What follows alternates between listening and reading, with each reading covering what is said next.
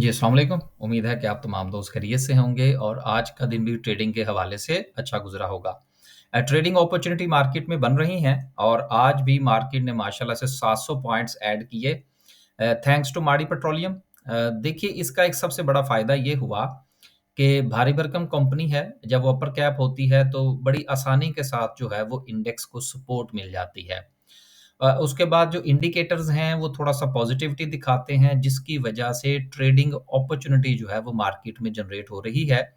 तो गुज़िश्ता चंद दिनों से भी यही चीज़ आपसे गुज़ारिश की जा रही है कि ट्रेडिंग कीजिए स्टॉप लॉस के साथ और इस चीज़ से मत घबराइए कि आपका स्टॉप लॉस हिट हो जाएगा। ट्रेडिंग करें, कुछ प्रॉफ़िट जनरेट करें और उस प्रॉफ़िट को अगर आप किसी शेयर में फँसे हुए हैं, देन वो भी आपको फ़ायदेमंद होगा और इसके साथ अगर आप कोई नई अपॉर्च्युनिटी तलाश करना चाहते हैं, तो अपने पैसे को मार्केट में थोड़ा-सा घुमाइए। जब मार्केट में आपका पैसा घूमेगा, तो नई वेल्थ जनरेट करेगा, आपके लिए थोड़ा प्रॉफ़िट जनरेट करेगा। 700 पॉइंट्स के इज़ाफ़े के साथ मार्केट की क्लोजिंग साइकोलॉजिकल लेवल जो 78,000 का था, उसको मार्केट ने मेंटेन किया, जो कि आने वाले दिनों में आपको मज़ीद अपॉर्च्युनिटीज़ जनरेट करता हुआ नज़र आ सकता है। लेकिन अगेन एंड अगेन अ, अपनी वो बात मैं ज़रूर रिपीट करूँगा कि ये वक़्त ट्रेडिंग का है। आगे चलते हैं, कंपनीज़ की बात करें तो सर्किट ब्रेकर में आज हमें माशाल्लाह से 20 कंपनियाँ नज़र आ रही हैं, जिसमें रोशन पैकेजेज़ तीसरा जो है वो लगातार कैप दे दिया इसने। उसके साथ माड़ी पेट्रोलियम ने तो ज़ाहिर-सी बात है ऑब्वियस था, होना ही था। देन उसके साथ दीगर कंपनीज़ जो हैं वो हमें नज़र आ रही हैं। अगर हम लोअर कैप की बात करें तो उसमें कोहिनूर एनर्जी है, बड़े वॉल्यूम के साथ है। देखिए, बात ये है कि पावर जनरेशन के हवाले से अब मज़ीद 1-2 खबरें आई हैं, उसके ऊपर हम अलहदा से वीडियो बनाएँगे। जिस तरह से कि पहले पावर सेक्टर को डिस्कस किया था, अब मज़ीद कुछ गलतफ़हमियाँ फैलाई जा रही हैं, तो उनके हवाले से हम तफ़सील से बयान करेंगे ताकि जिनके पास ये शेयर्स मौजूद हैं, उनको ज़्यादा परेशान होने की ज़रूरत नहीं है, इंशाल्लाह तफ़सील से बात करेंगे।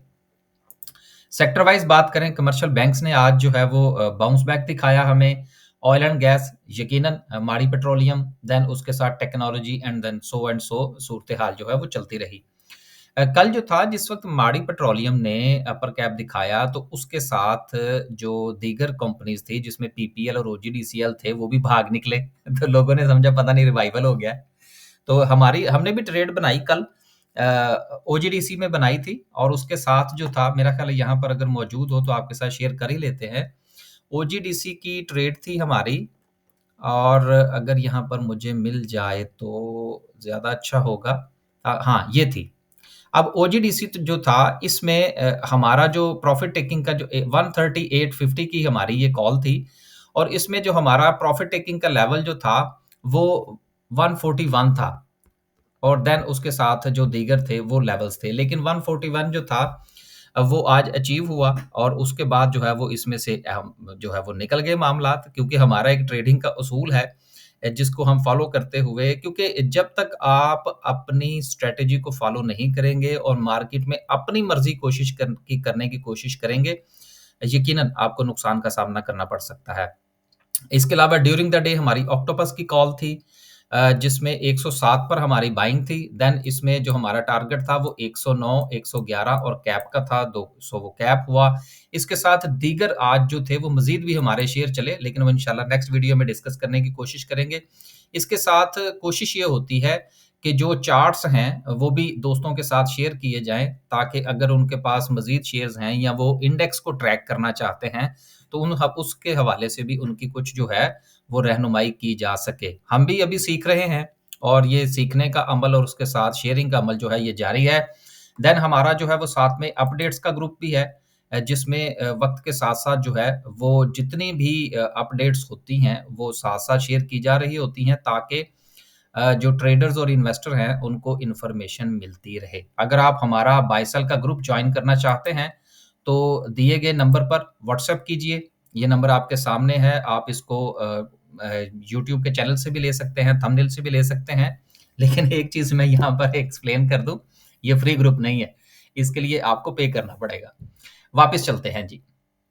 वापस चलते हैं और अनाउंसमेंट में लकी सीमेंट का रिज़ल्ट था आज, ₹15 का डिविडेंड दिया, ₹94 की ईपीएस रही। ईपीएस बहुत अच्छी थी। लेकिन डिविडेंड के हवाले से ज़रा हाथ थोड़ा-सा इनका हल्का रहा। अगर डिविडेंड थोड़ा-सा बेहतर हो जाता तो शायद मामलात जो हैं वो हमें मज़ीद बेहतर नज़र आते। उसके साथ ट्राईपैक फ़िल्म है 1.76 ईपीएस है, कुछ ज़्यादा अच्छी ईपीएस जो है वो शो नहीं कर पाई ये कंपनी।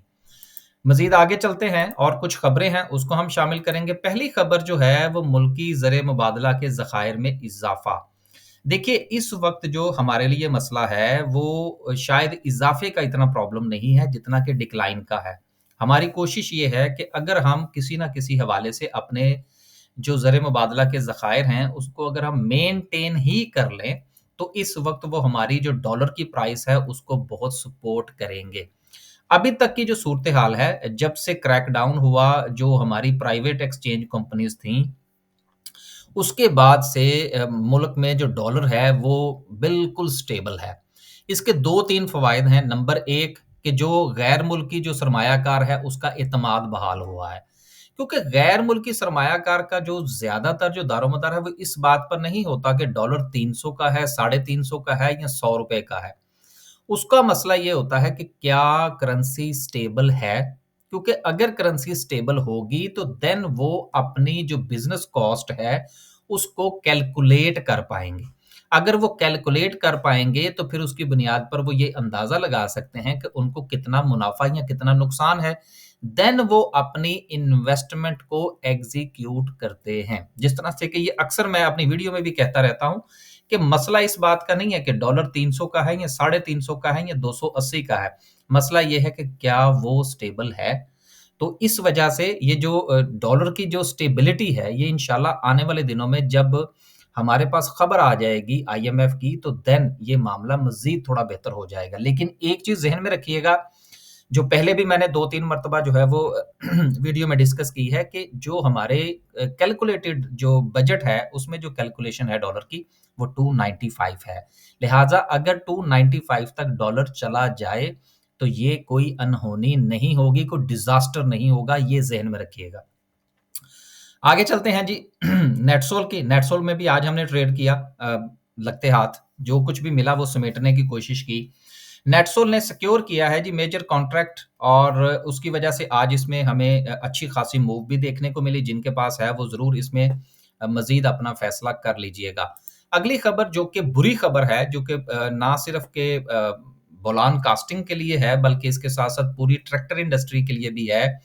बुलान कास्टिंग ने वक़्ती तौर पर जो है वो अपनी प्रोडक्शन जो है वो बंद कर दी है और उसमें कहा ये गया है कि जी ऑर्डर्स के प्रॉब्लम हैं। अब देखिए, क्योंकि ये बुलान कास्टिंग वाले जो हैं ये बनाते हैं पार्ट्स और पार्ट्स जो है ये देते हैं मिलर ट्रैक्टर को।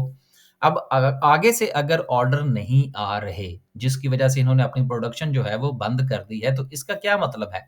इसका मतलब ये है कि जो मेन प्रोडक्ट है वहाँ के भी मसाइल जन्म ले रहे हैं।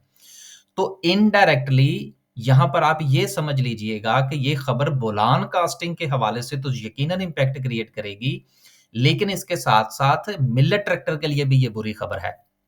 क्योंकि वहाँ से ऑर्डर आएगा तो इनका काम चलेगा ना। ये तो वेंडर्स हैं, इन्होंने तो उनके लिए पार्ट्स बनाने हैं।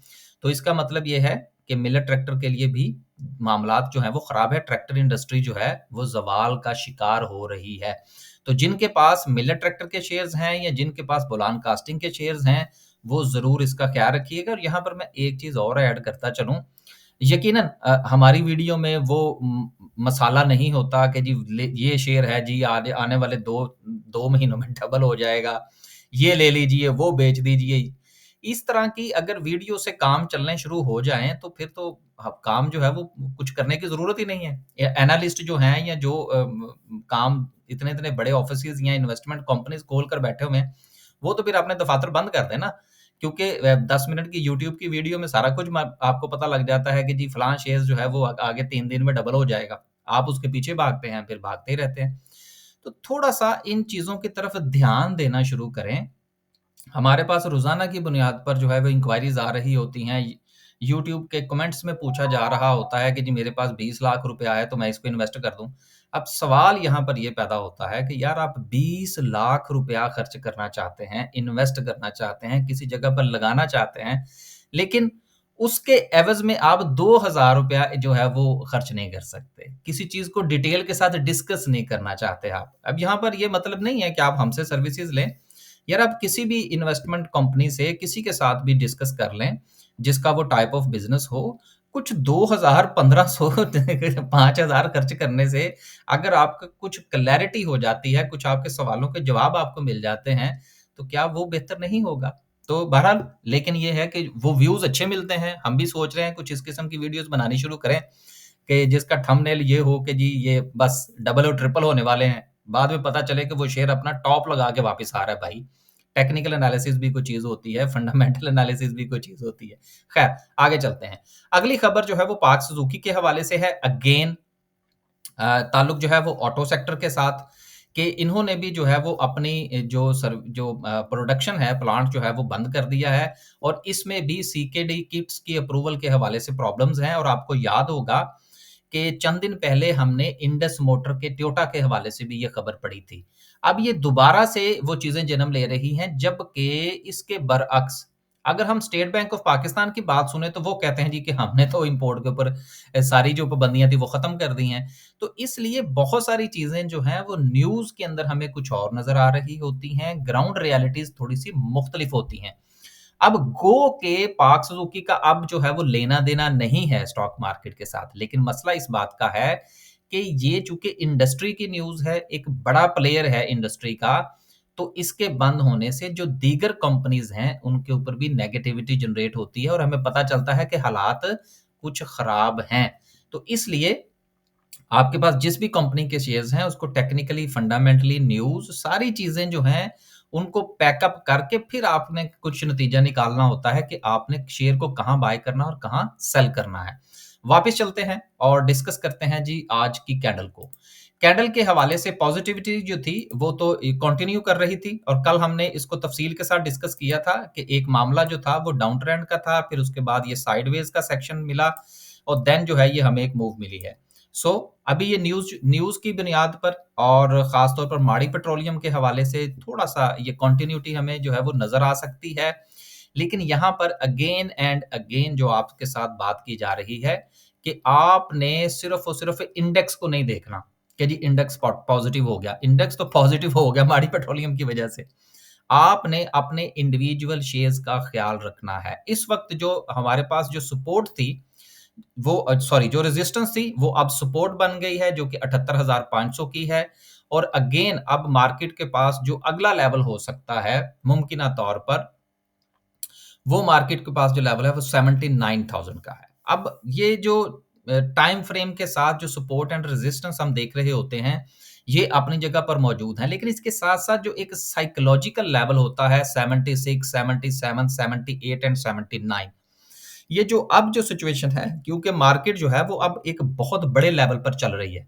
इसलिए 2-200 पॉइंट्स को ज़हन में रखने की ज़रूरत नहीं है।